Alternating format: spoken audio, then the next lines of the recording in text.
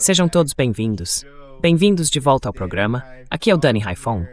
E como vocês podem ver, estou com o professor Mohammad Marandi, que fala comigo diretamente do Irã neste momento.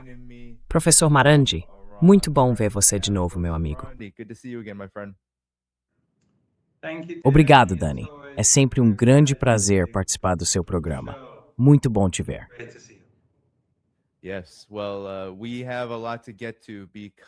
Sim. Bom, a gente tem muita coisa para falar, porque em menos de 5 minutos, depois que o memorando de entendimento foi assinado entre o Irã e os Estados Unidos, Israel atacou Nabateé, no Líbano. Segundo alguns relatos, professor Marandi, houve mais de 100 ataques de Israel ao Líbano durante a noite passada. Foi um ataque realmente brutal contra civis, em sua maioria, mesmo enquanto as tropas israelenses, ou IDF, ou IOF, dependendo de como se queira chamar, tentavam avançar.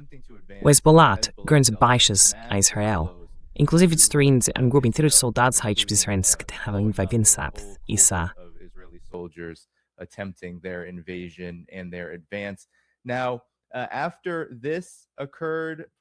Agora, depois que isso aconteceu, o Irã anunciou que está suspendendo as conversas com os Estados Unidos, que deveriam acontecer hoje, na Suíça, em Genebra.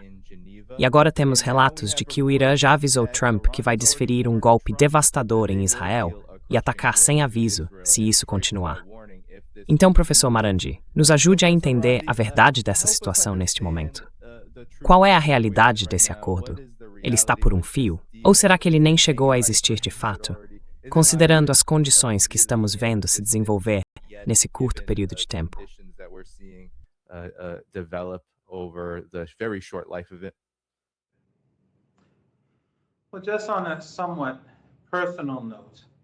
Bom, só para mencionar algo mais pessoal.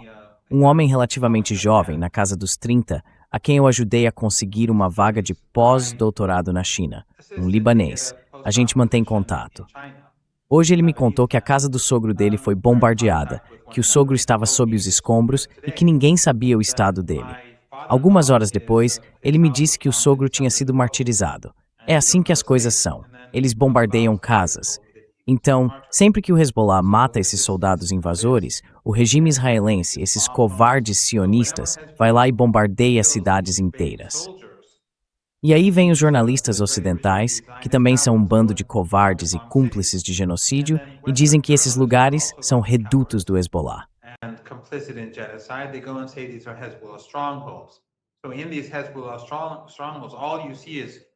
Então, nessas áreas controladas pelo Hezbollah, o que a gente vê são famílias sendo massacradas.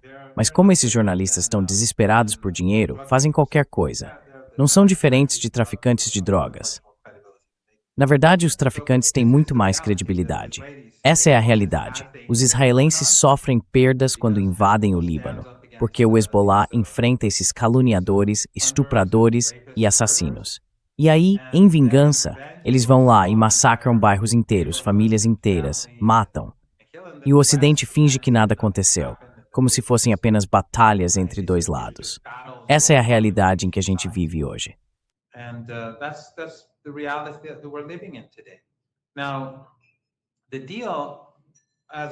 Olha, o acordo, como eu já disse antes, o Irã não espera que os americanos cumpram as obrigações do acordo.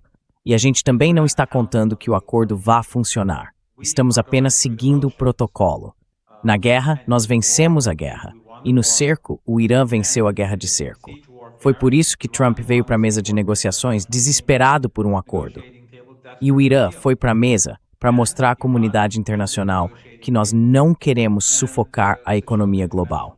Não queremos provocar o colapso da economia mundial. Não queremos ver sofrimento espalhado pelo mundo. Foram Netanyahu e Trump que causaram isso. Então, esse é o acordo.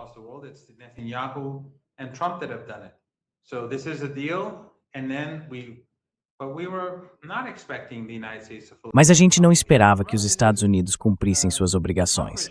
Lembre-se, estamos falando do regime Trump. A gente estava negociando um ano atrás, antes da guerra de 12 dias. Um ano atrás, exatamente nessa época, estávamos no meio da guerra de 12 dias. E depois de 5 rodadas de negociações, eles nos atacaram. Aí ficou claro que todo o processo de negociação era uma farsa, era falso. Foi só um disfarce para ajudar eles a planejar um ataque relâmpago. E antes dessa guerra, aconteceu a mesma coisa.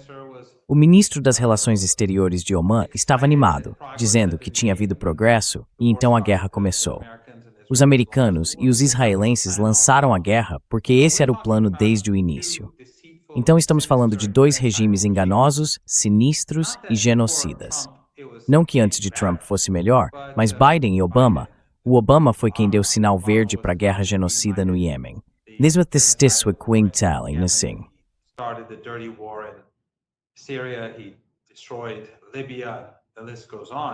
Ele destruiu a Líbia. E a lista continua. Ele era o cara dos drones, sabe? O cara que usava drones para matar pessoas no mundo todo. E segundo especialistas, 90% das vítimas eram civis comuns. Mas de qualquer forma, o Irã fez isso para mostrar à comunidade internacional que se houver uma crise global do começo ao fim, a responsabilidade é de Trump e Netanyahu. E agora Netanyahu está mostrando ao mundo que o regime israelense não vai abrir mão. Para sobreviver politicamente, Netanyahu está mais do que disposto a destruir a economia global. E o Irã vai acabar respondendo. Disso não há dúvida. Existem várias formas de responder. E de certa forma, o Irã já está respondendo. Mas uma coisa é certa. Isso não vai fazer bem nenhum para a economia mundial.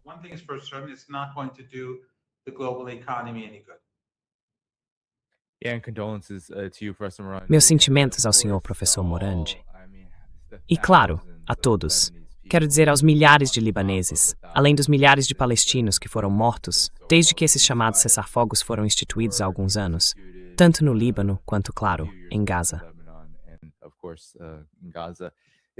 Desde o cessar-fogo em Gaza, 1.000 palestinos foram mortos.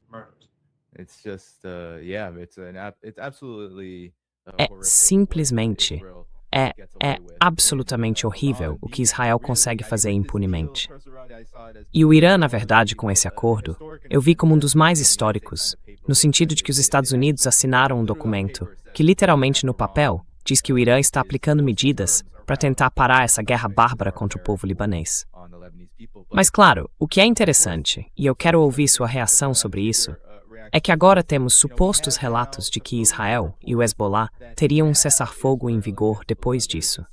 E os Estados Unidos disseram que trabalharam com o Irã para começar, digamos, a aplicar de fato a cláusula dentro do Irã. Agora, tem também esse outro relatório aqui que eu acho absolutamente, simplesmente inacreditável. A inteligência americana agora estima que Israel vai tentar impedir que o acordo entre os Estados Unidos e o Irã aconteça, ou que seja realmente aplicado. É provável que isso enfraqueça o acordo. It's mas vai enfraquecer.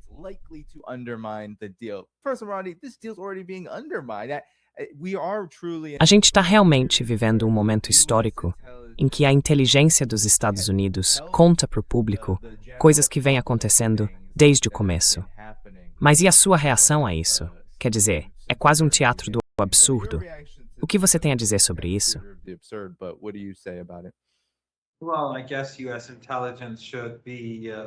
Bom, eu acho que a inteligência dos Estados Unidos devia ser obrigada a assistir ao seu programa toda noite. Talvez assim eles descobrissem essas coisas uns 2 meses antes de perceberem por conta própria. Todo mundo sabia que os israelenses iam tentar minar qualquer acordo. E quando o acordo foi fechado, eles ainda iam tentar minar.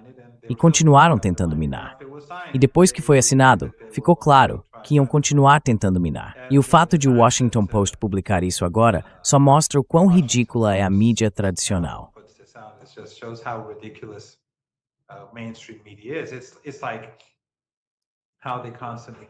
É como quando eles vivem chamando os bombardeios no Líbano de ataques a redutos do Hezbollah, ou ataques a alvos do Hezbollah.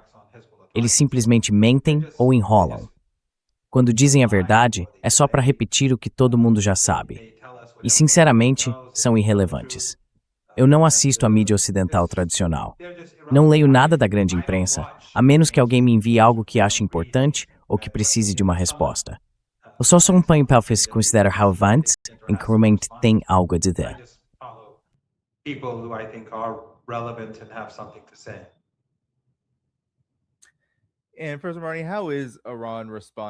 E presidente Marni, como o Irã está reagindo agora? A gente viu aquela carta publicada pela RT, do secretário do Conselho Supremo de Segurança Nacional, garantindo ao líder supremo da revolução e à nobre e heróica nação iraniana que não vai ser complacente na execução das medidas e ordens de Sua Excelência, principalmente na defesa dos direitos da nação iraniana e da frente de resistência, na proteção do sangue dos mártires e no avanço das futuras negociações, com base nos interesses e nas preocupações da República Islâmica do Irã. Diz que não vai descansar até garantir os direitos da nação iraniana e o sangue. Eu ouvi relatos, não sei se são verdadeiros, de que o Irã teria realmente fechado o Estreito de Hormuz até que os Estados Unidos se organizem e comecem de fato a aplicar os termos iniciais do acordo. Mas o que acontece de verdade, nem?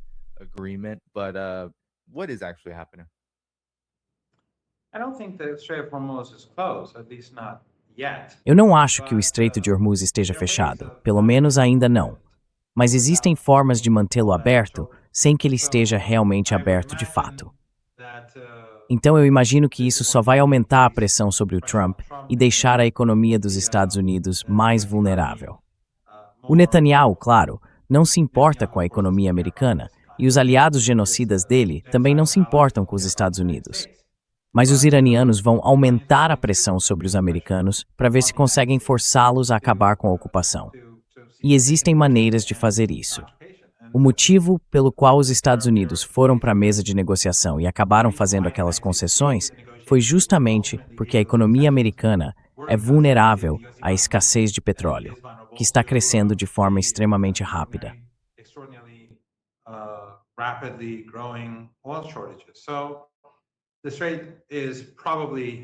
Então, o estreito provavelmente está aberto por enquanto, mas eu não acho que muitos navios estejam passando por lá.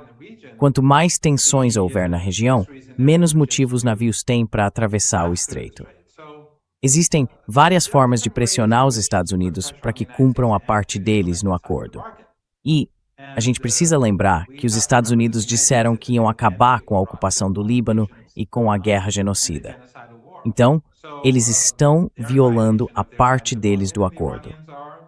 E os iranianos, portanto, têm todo o direito de reduzir a velocidade do fluxo de navios pelo estreito. Eles podem simplesmente dizer que há problemas técnicos, que há minas, que há dificuldades e que precisam organizar tudo isso, quer dizer, há maneiras de fazer isso.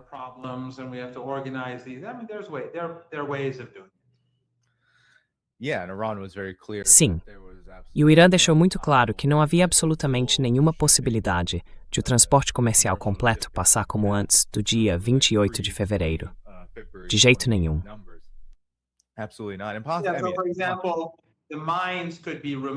Por exemplo, as minas poderiam ser removidas em, 3 semanas. E dá para remover. Pode levar 6 semanas, pode levar 8.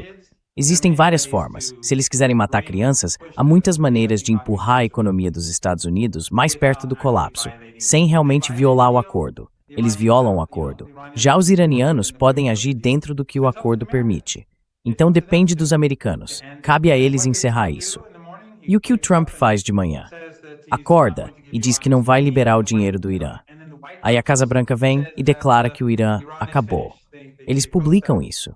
Então, quando se comportam desse jeito, não dá para esperar que a cooperação iraniana esteja no seu máximo.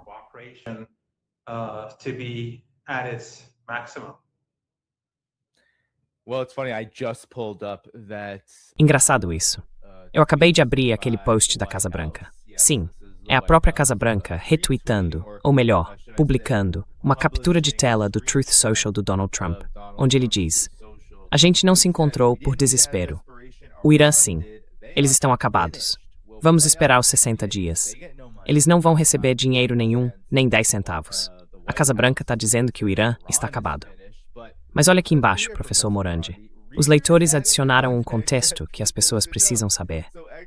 As notas da comunidade do Chess dizem que, de acordo com o artigo 6 do Memorando de Entendimento de Islamabad, os Estados Unidos se comprometeram com um plano de reconstrução de 300 bilhões de dólares para o Irã, a ser finalizado em 60 dias. Isso contradiz totalmente o sem dinheiro, nem 10 centavos. Claro, Dá para discutir como exatamente esses 300 bilhões vão ser distribuídos e quem vai gastar o quê. Mas, de qualquer forma, as notas da comunidade quiseram lembrar que é a própria Casa Branca que está publicando esse absurdo, o que é um insulto completo a qualquer coisa que se aproxime do conceito de diplomacia, especialmente para nós no Irã.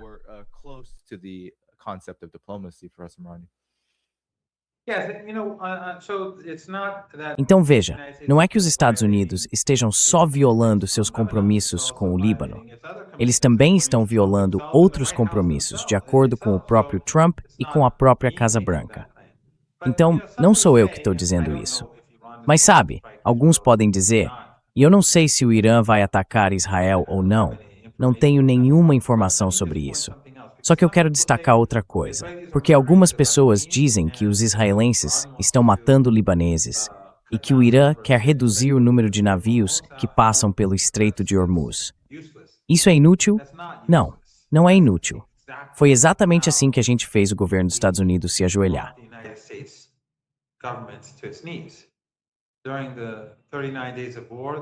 Durante os 39 dias de guerra, o Estreito de Hormuz ficou fechado para os regimes que ajudaram os Estados Unidos. Durante o cerco, ele continuou fechado para esses mesmos regimes, os sauditas, os emiradenses, o Catar, o Bahrein e o Kuwait. E até agora, continua fechado. E isso colocou uma pressão enorme sobre os Estados Unidos. Foi isso que forçou Trump a assinar esse acordo, o que acabou gerando várias críticas humilhantes contra ele nos últimos dias, tanto de democratas quanto de republicanos. E claro, muitos democratas disseram que isso era uma rendição e que não deveríamos aceitar isso.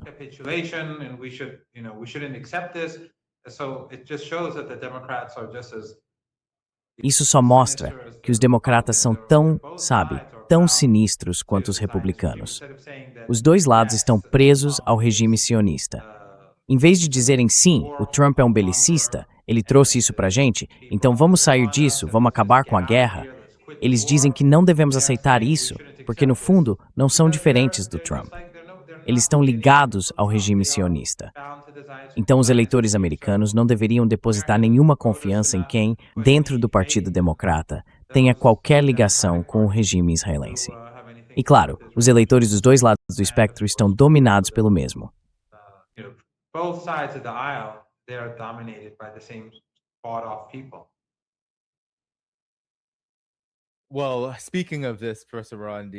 Bom, falando sobre isso, professor Morandi, eu queria saber a sua opinião sobre essa suposta ruptura entre Trump e Netanyahu. Na minha visão, os Estados Unidos e Israel têm agido juntos. Eles vêm conduzindo todos esses crimes de guerra, genocídio, toda essa guerra no Irã e por aí vai. E o Trump tem sido um verdadeiro guardião de Israel. Mas agora a gente vê claramente que Israel não se importa com o preço do petróleo, não se importa com a economia mundial. E eu acho que estamos recebendo um sinal, ainda que discreto, de que o governo Trump se importa sim. O senhor acha que esse é, neste momento, talvez o único ponto em que realmente existe uma ruptura entre os Estados Unidos e Israel? E o senhor acredita que os Estados Unidos têm condições de conter Israel e impedir que ele destrua completamente todo esse processo?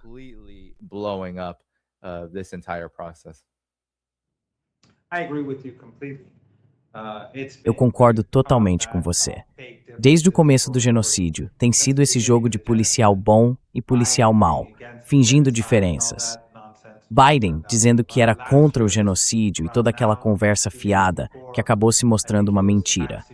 No ano passado, mais ou menos nessa época, 2 dias antes, acho que foi o Axios que disse que Trump não queria guerra, que ele queria negociar. Já Netanyahu queria guerra. E aí a gente viu o ataque ao Irã. Foi tudo uma farsa. Mas eu acho que agora algo está acontecendo. E isso volta ao que eu estava dizendo sobre esses hormônios de compensação. A crise que vem crescendo há mais de 3 meses e meio está chegando a um ponto muito perigoso. E o próprio Trump admitiu isso quando disse 2 ou 3 dias atrás que restam só 4 semanas de reservas de energia.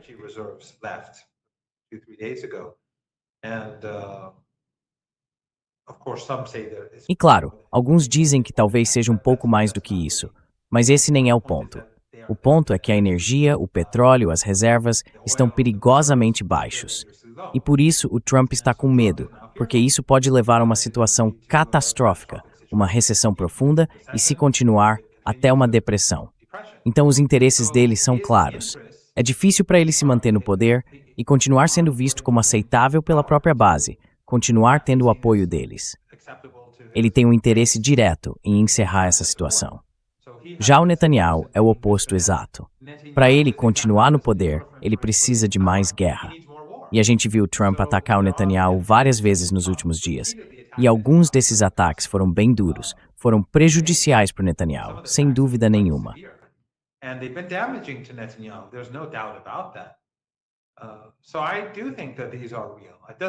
Então, eu realmente acho que isso é real. Mas isso não quer dizer que os sionistas não estejam mais no comando dos Estados Unidos. Eles ainda estão. E a gente precisa lembrar o que o Joe Kent disse no começo da guerra, na carta de renúncia dele, ex-chefe de contra-terrorismo indicado por Trump. Essa guerra não é sobre armas nucleares. Não é sobre uma ameaça aos Estados Unidos. O Irã não é nenhuma das duas coisas. Não está buscando armas nucleares e não representa uma ameaça. O que está em jogo é o regime israelense e o lobby sionista. Então não há dúvida de que eles estavam no comando e continuam muito poderosos. Mas eu acredito, estou supondo, imaginando, especulando, que uma parte dos próprios sionistas nos Estados Unidos, gente influente, poderosa, talvez esteja se perguntando se não chegou a hora de tirar o Netanyahu também. Porque o Netanyahu está destruindo Israel.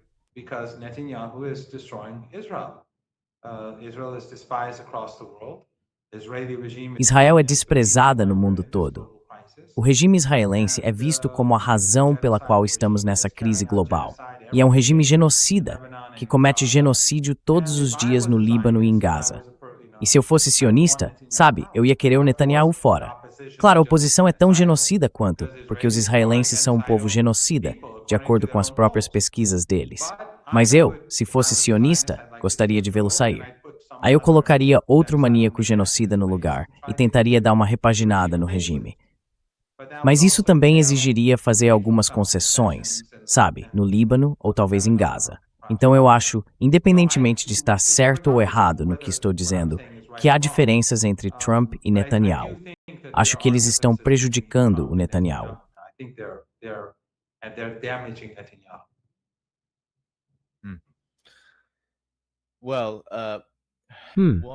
Bom, uma coisa é certa. Israel se sente incrivelmente fortalecido pelos Estados Unidos, a ponto de a conta oficial do Mossad, digamos assim no X, literalmente fazer comentários sobre escolher os próximos líderes dos Estados Unidos. O Mossad disse algo como, esse é o rosto da dignidade, falando do Marco Rubio. Ele pode parecer abatido, o que é compreensível. O acordo que foi feito e assinado é algo que o Marco Rubio jamais apoiaria se ele estivesse no comando. Mas ele também é um patriota. Ele respeita o governo. Ele entende a hierarquia. Aguenta firme aí, Marco.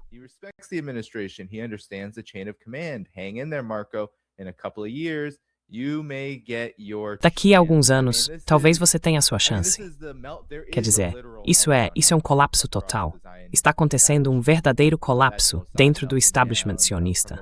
O Mossad está em pane, promovendo o Marco Rubio, o Mark Levin, tweetando talvez a cada 2 minutos, dando conselhos, broncas, surtos de raiva, todo tipo de reação a esse acordo. Então, mesmo só pelos, como a garotada diz, pelas vibes que o establishment sionista está transmitindo, dá para ver que eles estão 100% focados em destruir completamente esse acordo. E estão tentando fazer isso. O que o senhor acha, Sr. Rod? Eles vão conseguir?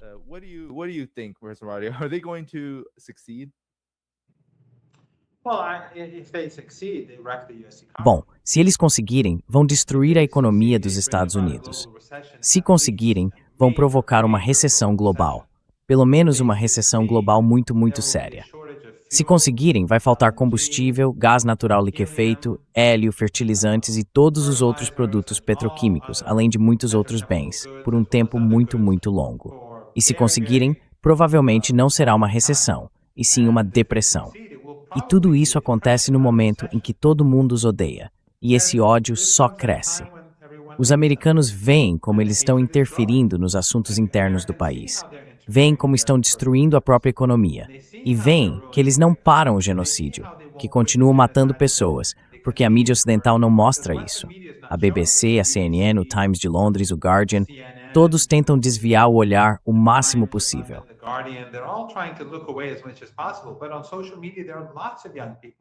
Mas nas redes sociais, tem muita gente jovem enxergando a verdade. E aí você vê o Tucker Carlson, a Candace Owens e outros sendo cada vez mais explícitos na hostilidade deles em relação ao regime israelense. Tanto na direita quanto na esquerda, e também entre os liberais, isso está crescendo em todo lugar. E você vê a esquerda e a direita se aproximando, o que eu acho que é a maior ameaça ao regime político. Porque as pessoas estão começando a olhar além dessas divisões, que eu tenho certeza de que o FBI tem muito a ver, e estão se unindo para expressar preocupações parecidas, às vezes até idênticas. Isso vai continuar crescendo. E quanto mais eles matam, quanto mais parecem tentar impor a vontade deles sobre o povo americano, mais vão ser desprezados.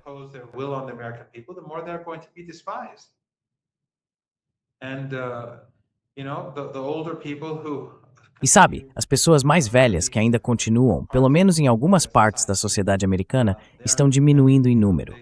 Enquanto isso, os mais jovens, que estão entrando na vida pública e na política, estão crescendo em número ao mesmo tempo. E todos eles estão vendo a mesma coisa acontecer, dia após dia, todos os dias. Mais morte, mais destruição, mais sofrimento e uma economia pior. E todos vão acabar culpando os israelenses. Então, a cada dia que isso continua, o ódio ao regime se aprofunda, a raiva aumenta e o número de pessoas cresce. Esse tweet, por si só, é algo que vai irritar os americanos, porque mostra que, olha, essas pessoas estão destruindo nossa economia e ainda estão ditando quem deve liderar o nosso país. Mas eles não são, sabe, os sionistas não são pessoas inteligentes. São muito tolos, muito estúpidos.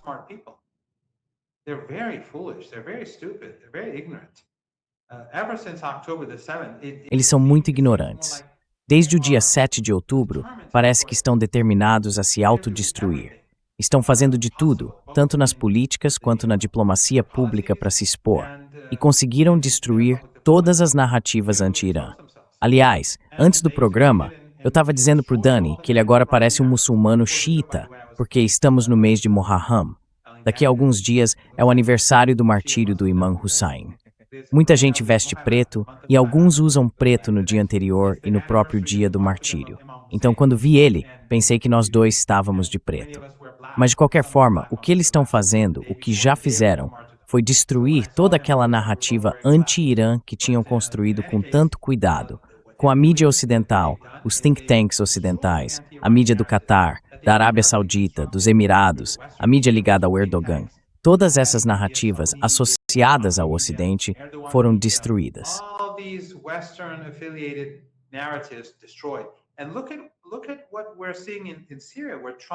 E olha o que a gente está vendo na Síria.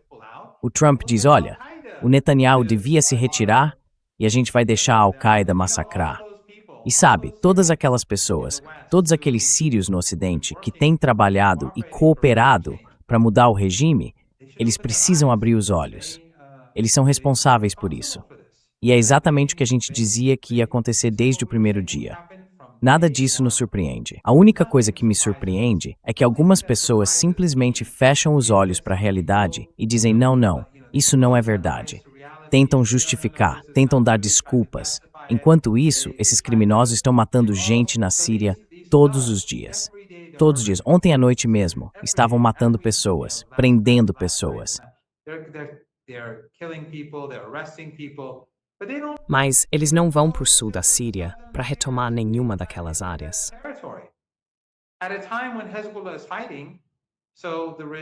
No momento em que o Hezbollah está lutando e o regime israelense já está sobrecarregado, essa seria a melhor oportunidade para eles entrarem no campo de batalha, reagirem e forçarem os israelenses a recuar de todo aquele território que tomaram depois da queda de Assad. Mas eles nem sequer pensam nisso. Em vez disso, o que estão fazendo é fechar a fronteira entre a Síria e o Líbano para garantir que o Irã ou a resistência no Iraque não consigam contrabandear ajuda para o Hezbollah, para que não possam enviar armas, drones, dinheiro, comida, barracas ou suprimentos para os refugiados. Por quê? Porque são agentes do Império. E com o passar do tempo, todo mundo acabou sendo desmascarado. everyone has been exposed. And the anti-resistance narratives, the E as narrativas anti-resistência, as narrativas anti-Hezbollah, todas estão sendo varridas, exceto pelas pessoas realmente determinadas. Quero dizer, essas pessoas que são contra a resistência na nossa região são como o pessoal que assiste a Fox TV no Ocidente. Aqui, quem ouve os déspotas da nossa região e tem escutado por anos aquele discurso sectário, cheio de ódio racial e de bobagens, essas pessoas ainda vão mudar. Mas todo o resto está despertando. Todos os mitos foram expostos. Toda a propaganda desmoronou. Então os sionistas são tolos, os aliados deles são tolos, o Império Americano é tolo, e os seus representantes na nossa região também têm sido muito tolos. E isso, na minha opinião, é algo bom. Na verdade, é algo muito bom. And that I think is a good thing. It is all a very good thing.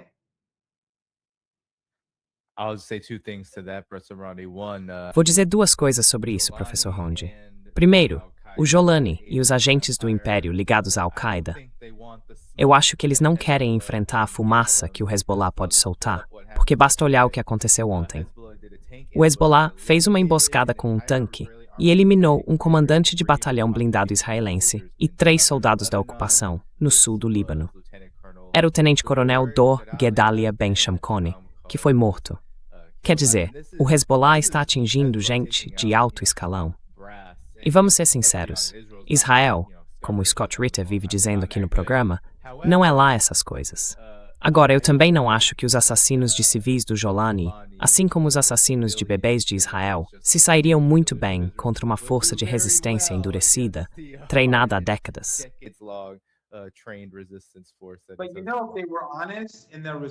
Mas sabe, se eles fossem honestos na resistência deles, sabe quem ajudaria? Não seria o Catar, nem a Turquia, pelo menos sob o Erdogan. Seria o Irã e o Hezbollah também, se eles realmente lutassem para retomar o território, para recuperar a Síria. Mas eles nunca fariam isso. Isso nunca fez parte do plano. O plano era colocar um representante dos Estados Unidos no poder, e foi exatamente isso que aconteceu. Essa era a agenda desde o começo, e todo mundo ia ficar com um pedaço do bolo.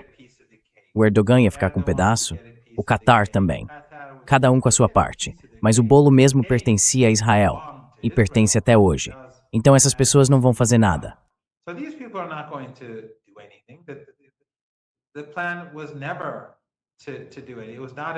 O plano nunca foi fazer isso. Não tinha nada a ver com libertação. Era usar o sectarismo, porque tem gente que simplesmente é sectária. É como aquelas pessoas que são sectárias. Antes de tudo, estão sempre mentindo sobre os outros. É a mesma coisa que os etnossupremacistas e os racistas, que desumanizam os outros para se justificar. Falta confiança neles mesmos.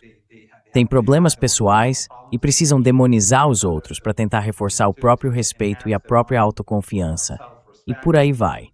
Não são diferentes, como eu disse, dos telespectadores da Fox ou dos sionistas, tirando o fato de que apoiam esses grupos e sempre apoiaram.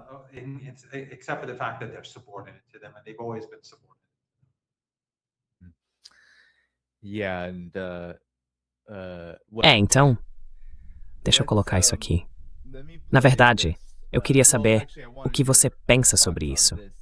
Falando em sectarismo, eu fico me perguntando se um dos grandes motivos pelos quais os Estados Unidos, quer dizer, acho que as pessoas precisam entender que o motivo de estarmos falando sobre o memorando de entendimento é porque os Estados Unidos estão, de certa forma, admitindo, sem admitir de fato, que eles não podem, ou têm medo, ou talvez as duas coisas, de voltar a uma guerra de alta intensidade, uma guerra de tiros, com o Irã agora.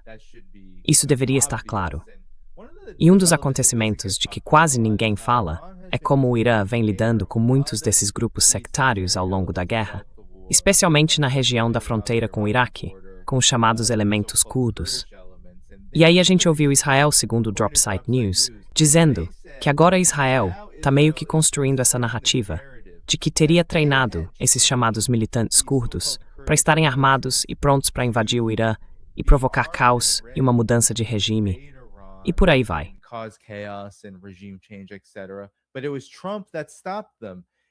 Mas foi o Trump que os impediu. E a história que circulou há alguns meses dizia que, na verdade, acho que o governo Trump deixou vazar, por meio de alguns oficiais americanos, que essas forças não queriam lutar. Supostamente havia uma carta circulando entre essas facções curdas, dizendo não, a gente não quer fazer isso. O que você acha disso? Porque eu acho que um dos grandes assuntos que ninguém quer tocar é o seguinte: se os Estados Unidos, junto com Israel, tentassem continuar com essa ideia de destruir o Irã, derrubar o governo, criar o caos ou promover uma mudança de regime, eles precisariam ter algo para usar, como tiveram, por exemplo, com as forças da Al-Qaeda na Líbia. E eles não têm isso agora.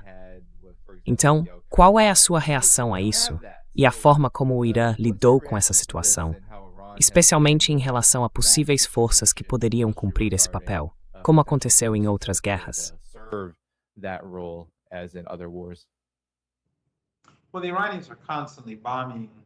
Bom, os iranianos estão constantemente bombardeando as posições desses grupos terroristas no norte do Iraque.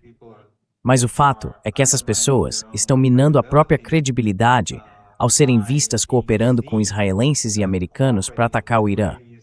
Em outras palavras, são vistas como soldados do império. Todo mundo está dizendo que o Irã está reagindo, que o Irã está lutando de forma heroica e que o eixo da resistência também está lutando de forma heroica. Olha o Jolani, olha esses separatistas curdos. Eles estão lutando do outro lado e isso destrói a credibilidade deles. E o mesmo vale para a fronteira com o Paquistão. Lá eles têm usado esses grupos Takfiri, esses grupos terroristas wahhabitas e salafistas para atacar os iranianos.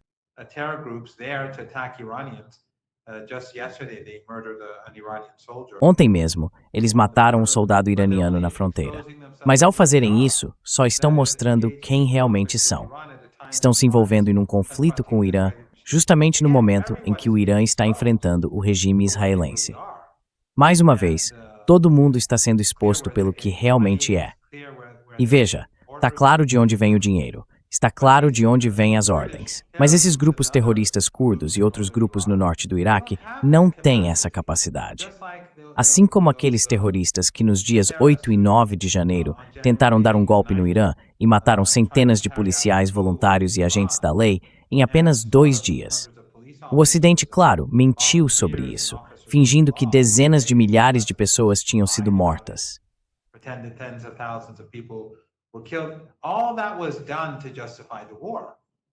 Tudo aquilo foi feito para justificar a guerra. Tudo isso foi... Lembra? Quando a guerra começou, eles repetiam duas coisas o tempo todo: que o Irã ia usar uma arma nuclear, e o Joe Kent dizia que o Irã nem estava desenvolvendo uma. E também diziam que o Irã tinha matado dezenas de milhares de pessoas. Então todos aqueles falsos esquerdistas e todos aqueles falsos liberais anti-imperialistas no Ocidente, que repetem tudo o que as agências de inteligência ocidentais passam para eles pela mídia ocidental, estavam ajudando a justificar a guerra contra o Irã.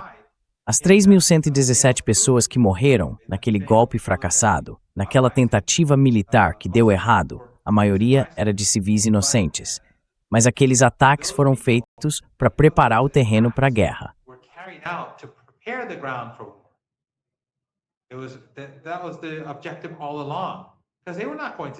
Esse sempre foi o objetivo, desde o começo, porque eles sabiam que não iam conseguir derrubar o governo iraniano.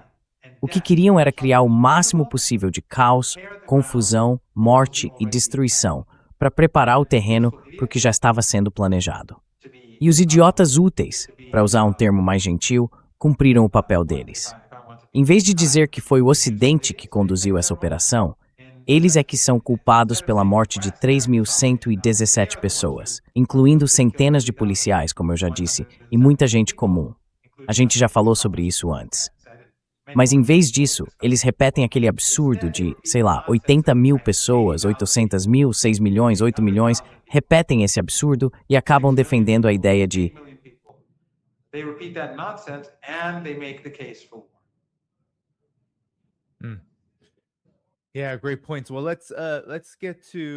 Ótimos pontos. Bom, vamos falar do Trump. Então o Trump respondeu a essa questão sobre se ele consegue controlar Israel nessa situação com o Líbano. Foi isso que ele disse no programa da Axios. Esse porta-voz literal da inteligência americana e da israelense, acho que é esse o programa. Aqui está o que ele disse a Axios. If it weren't for Donald Trump, Se não fosse pelo Donald Trump, Israel teria sido completamente destruído. O seu relacionamento com Netanyahu é bom, mas a gente precisa manter ele um pouco equilibrado. Você vai conseguir impedir que Israel ataque o Líbano? Sim, eu vou. Eu tenho muito respeito por ele. E como eu disse,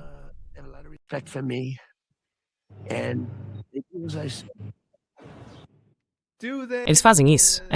Sabe, tipo, mas você tem razão.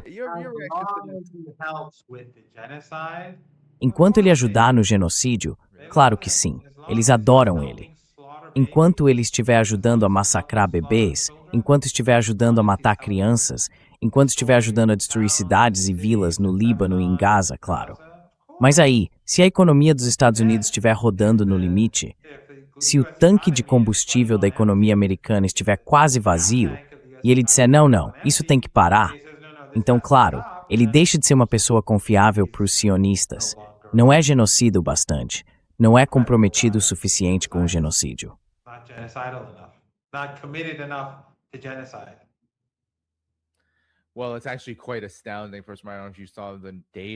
Olha, é realmente impressionante. Antes de tudo, se você viu os dados. Mas só por ter assinado na verdade foi mesmo a assinatura do memorando de entendimento entre o Irã e os Estados Unidos, o de Islamabad, se não me engano. Quando isso aconteceu, imediatamente foram feitas pesquisas em Israel. E a aprovação dele lá caiu para algo como menos 0,23%, ou algo assim, bem drástico e grande. E eu queria saber se você tem algum comentário sobre o que isso te diz. Porque como você mencionou antes, Israel, acho que podemos chamar de sociedade ou de colônia, apoia muito claro o que o regime israelense faz contra o povo libanês, os palestinos, o genocídio, mas basta muito pouco para que o mesmo grupo de pessoas, esses colonos, se volte até contra figuras como Trump, que se a gente olhar o histórico dele, foi extremamente favorável a Israel.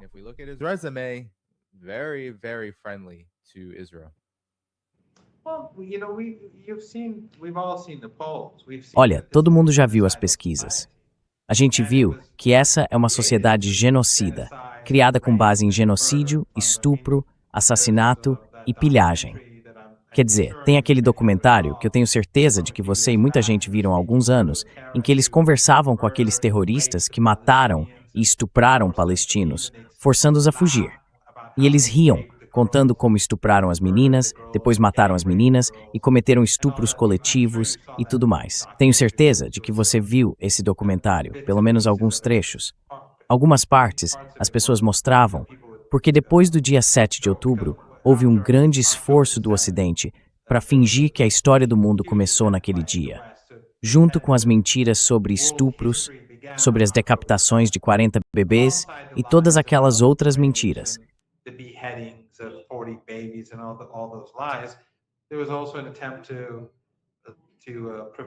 Também houve uma tentativa de impedir que o contexto israelense do que tinha acontecido fosse amplamente compreendido. E aquele documentário acabou ficando muito popular na internet, porque muitos ativistas pró-Palestina estavam divulgando. Eu cheguei a twittar trechos dele, diferentes vídeos, e foi chocante. Os terroristas israelenses, que eram as pessoas que realizaram a Nakba e expulsaram os palestinos, riam ao contar como estupraram as meninas. E quando o homem saía do quarto com a garota, ela parecia um trapo meio morto. Era impressionante ver como ele ria, como sentia prazer e como aquela lembrança parecia agradável para ele. Isso é Israel. É disso que se trata o regime israelense.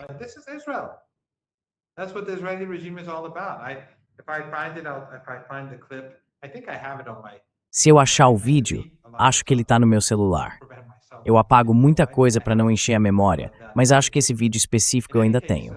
De qualquer forma, sim, esse é um povo genocida.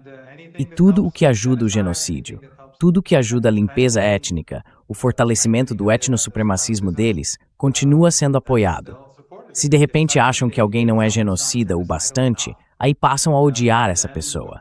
É igual aos neocons em Washington, que até ontem estavam todos torcendo, sabe? Os sionistas torcendo pelo Trump, e agora estão indignados com o acordo. Eles também prefeririam que a economia dos Estados Unidos quebrasse. Eles não se importam. Esses sionistas nos Estados Unidos não se importam com o país. these Zionists in the United States, they don't care about the United States. Right. And just so I'm not Certo. accused of E só para não dizerem que eu estou manipulando os números, o que eu devia ter dito é que em apenas 3 semanas, na pesquisa mais recente feita depois que o memorando foi assinado, houve uma reversão, uma queda de 23%.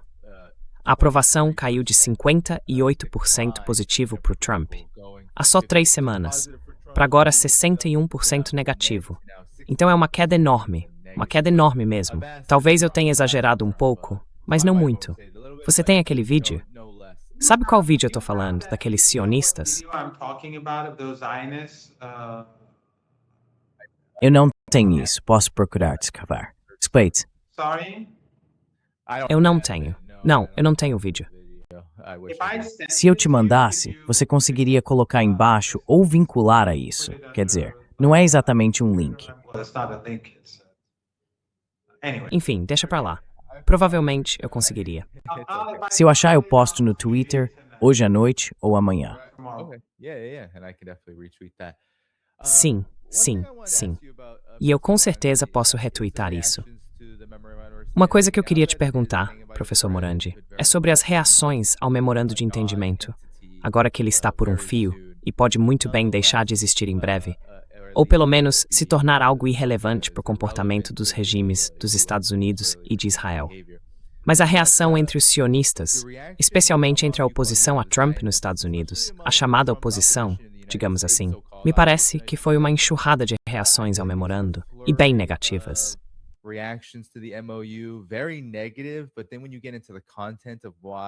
Mas aí, quando a gente entra no conteúdo do porquê eles são tão negativos em relação a isso, fica claro que essas forças, na verdade, querem uma guerra com o Irã. Só que querem uma guerra com o Irã que para eles seja mais aceitável, mais palatável, até mais eficaz. E eu só quero mostrar como isso é revelador, considerando que temos um integrante do governo Biden que esteve no programa Face the Nation, literalmente falando sobre como o governo Biden estaria, sim, planejando para um segundo mandato. Ouve só.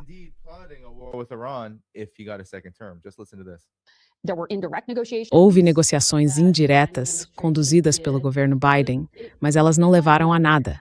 Então, quando o presidente Trump diz que fez o que nenhum outro presidente faria, a questão foi simplesmente porque a conta chegou e acabou caindo no mandato dele.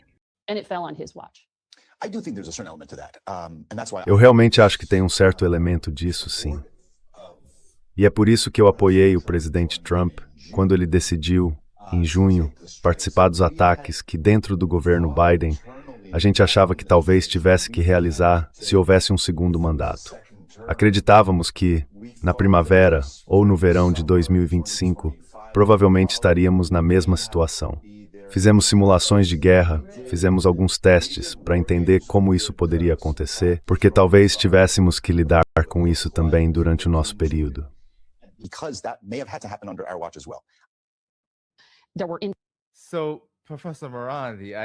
Então, professor Morandi, quer dizer, esse é o assessor de energia do governo Biden, literalmente dizendo, não, isso simplesmente caiu no colo dele porque a gente estava trabalhando. Tipo, a primavera e o verão. Então eles estavam pensando, talvez até, sabe, em simplesmente assassinar mulheres e crianças, assassinar líderes mundiais.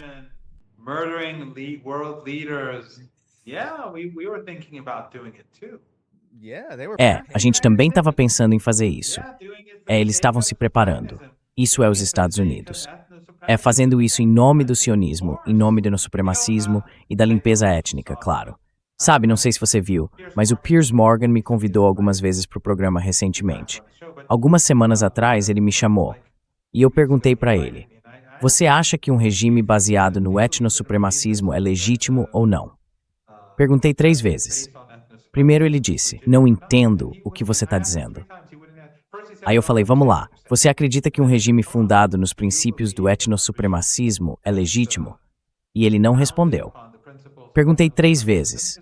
E desde então, pelo menos 2 ou 3 vezes em que estive no programa, eu disse, lembra, você falou isso. E ele não disse nada.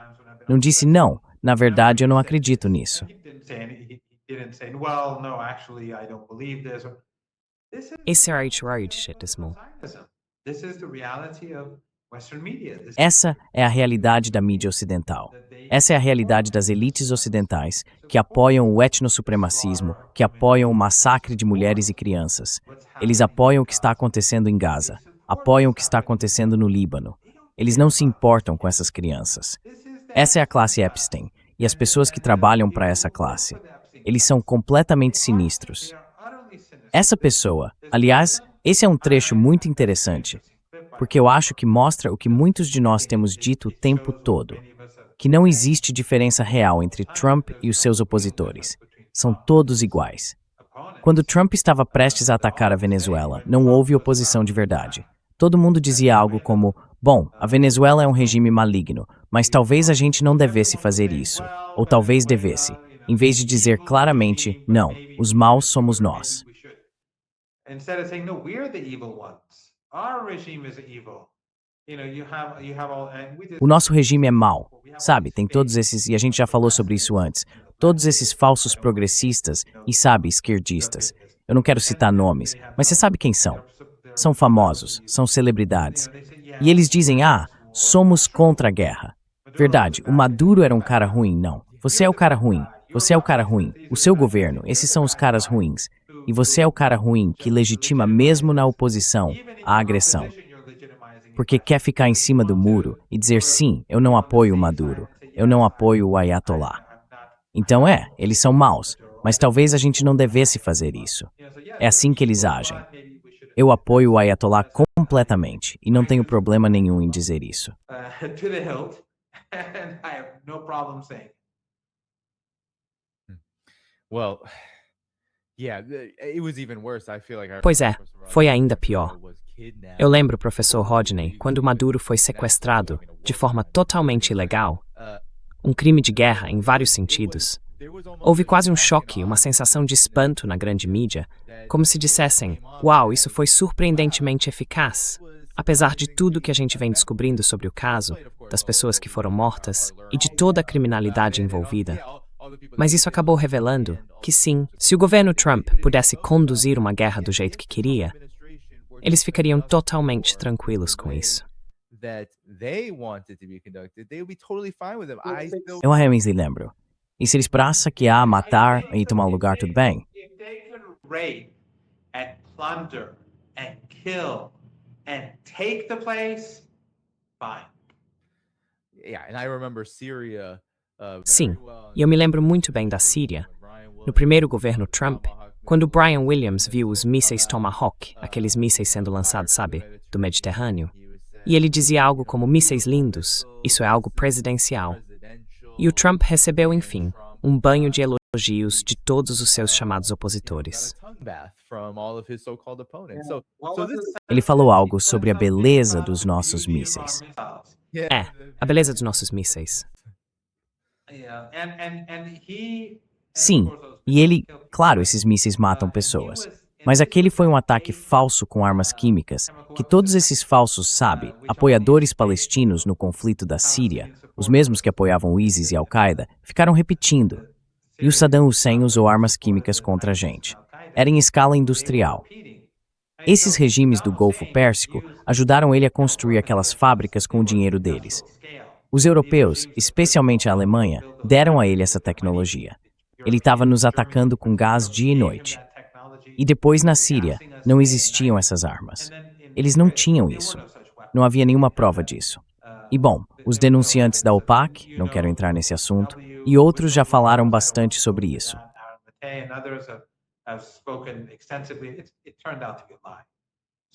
Acabou se revelando uma mentira. Então eles ensinaram um ataque com gás, uma operação de bandeira falsa, e depois lançaram os mísseis, mataram pessoas. E ainda assim, são vistos como os mocinhos.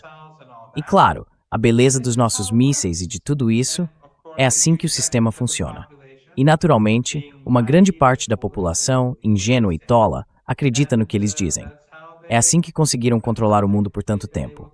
Mas o problema agora é que muita gente já acordou. A única coisa que poderia mudar esse cenário, na minha opinião, seria se os israelenses realizassem algo como outro 11 de setembro, em nome de um inimigo estrangeiro, para tentar manipular a sociedade americana. E eu acho que se pudessem, fariam isso. Which I think if they could, they would. I think if they could, I also, again, Eu I acho que think we sim, are in the eles age of poderiam. calculations for E, de novo, the acho que a gente está US vivendo uma era de erros de cálculo, tanto para os Estados Unidos quanto para o regime israelense. Concordo. Isso pode sair muito mal, pode ter um efeito contrário enorme, porque o mundo mudou demais. Mudou de forma dramática. E sabe, professor Morandi, eu quero dizer que isso funciona nos dois sentidos. Tem o fato de que, de fato, a oposição, entre aspas, ao Donald Trump, dentro dos Estados Unidos, dentro da elite, quer um tipo de guerra mais eficaz. Mas do outro lado disso, para falar a verdade, não existe outra forma mais eficaz de fazer isso. Eu realmente acredito que essa era a única maneira que os Estados Unidos tinham. Quer dizer, foi um erro completo, um desastre total, e deu errado. E é óbvio, até a Wikipédia, se eu abrir aqui, mostra que essa guerra acabou levando a uma vitória do Irã. Mas eu não acho que havia outro caminho. Esse é o problema com essa lógica belicista, genocida. Em algum momento, a realidade bate de frente com ela.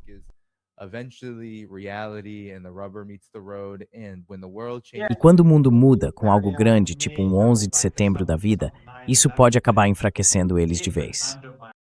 Vai saber, né? As coisas mudaram demais. Certo. Eles não querem. Eles não explicam. Sabe, se a gente fosse realmente, digamos, colocar o nosso chapéu de belicista, seria exatamente assim que isso seria feito. E você já viu os artigos de opinião que a gente publicou? A gente já falou sobre eles aqui. Mas nenhum deles realmente diz claramente, esse é o jeito mais eficaz de destruir um país que já provou estar preparado para todo tipo de contingência que os regimes dos Estados Unidos e de Israel jogaram contra ele. Mas tá aí.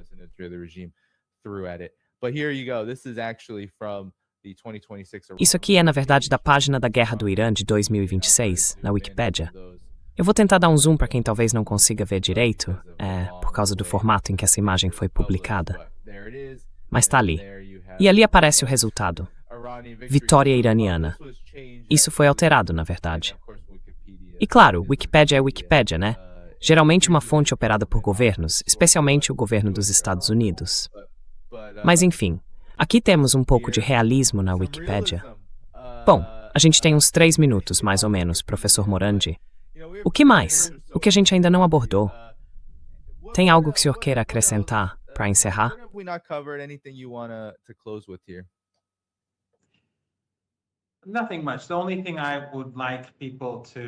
Nada demais. A única coisa que eu gostaria que as pessoas pensassem mais é que o Trump teve sucesso.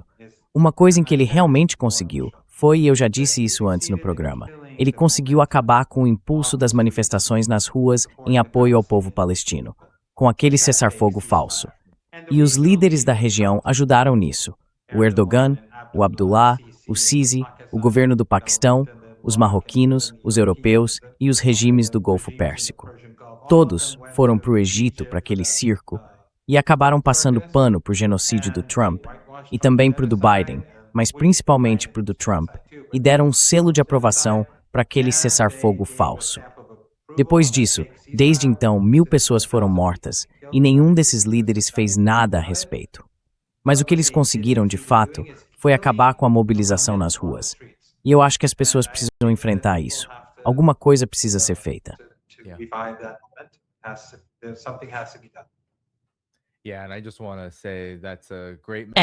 E eu só quero dizer que essa também é uma ótima mensagem para enviar para quem tem sido muito crítico em relação ao Irã agora, por não incluir as frentes de Gaza e da Cisjordânia no memorando de entendimento. Eu só quero deixar claro que o Irã não deixou de agir. O Irã tem sido a nação que mais apoia a resistência e o povo palestino. É por isso que eles fazem guerra contra o Irã. É por isso que invadem o Irã. É por isso que estão matando o povo libanês, os apoiadores da resistência, porque são os únicos que realmente têm feito alguma coisa por Gaza desde o começo. Certo, é isso mesmo. Então, um pouco de autoanálise para quem está se vendo envolvido nisso. Essas são apenas pessoas que estão procurando uma desculpa para justificar a própria falta de ação e a falta de ação dos seus governos. their own governments. That's what I'm saying. É isso que eu tô dizendo. Pois é. Tipo, por que é que o governo Trump consegue intermediar o que na prática é um cessar-fogo, que nem é cessar-fogo, e ainda fazer toda uma guerra pela paz completa? But in any case, Gaza Mas de qualquer forma, Gaza faz parte das negociações com os Estados Unidos. Eles mencionam a região e o Líbano porque há uma guerra acontecendo no Líbano. Os americanos dizem aos iranianos, quando os iranianos falam sobre Gaza, que nós temos um cessar-fogo e que toda a região apoia esse cessar-fogo. region supports that ceasefire. Right. Yeah. Exactly. Yeah, no. Certo. I mean, Iran says straight Certo. all Exatamente. fronts and, É não. E o Irã diz que está pronto em todas as frentes. E não há dúvida de que, se essas negociações realmente acontecerem, o que pode acontecer, eu não sei bem que forma elas vão ter no médio e no longo prazo. Mas, de qualquer forma, para nós, estamos no... Eu só acho que é importante, sabe, para as pessoas nos Estados Unidos e no Ocidente, refletirem sobre por que não há uma quantidade enorme de gente nas ruas por causa de tudo isso. O povo libanês que está sendo massacrado, os palestinos, os iranianos, todas as pessoas que têm se sacrificado e sofrido. all the people that have sacrificed and suffered. Those are not Quem não está do lado do eixo da resistência hoje, está do lado dessa raça. Queira admitir isso ou não. want to accept it or not. Yeah. And I think on É. that note, Professor Morandi, E acho que com isso, professor Morandi, a gente pode encerrar por aqui. Quero te agradecer. O vídeo que o Morandi mencionou é o documentário Tantura, certo? Então, muito obrigado pelo superchat. super chat. If we could- Se a gente puder te mandar um link para você colocar embaixo disso, não é uma má ideia. It's not a bad idea. Yeah. That's what I'll do. Tá bom. É isso que eu vou fazer. Pessoal, por favor, deixem o like antes de a gente encerrar. Agradeçam ao professor Morandi pelo tempo dele. E é assim que vocês podem ajudar de forma gratuita. Dá para apoiar o programa na descrição do vídeo. Tem os links lá embaixo. Amanhã, se não me engano, eu vou estar com o Marx Loboda, à 13h, horário do leste, no dia 20 de junho, quando a gente entra oficialmente no verão, a época mais quente em boa parte do mundo. Certo, professor Morandi, muito obrigado. Vamos encerrar juntos. Pessoal, mais uma vez, deixem o like. E eu vejo vocês amanhã, dia 20 de junho. Não é 20 de janeiro, é 20 de junho. Tchau, tchau. June 20th, not January 20th, June 20th. Bye-bye.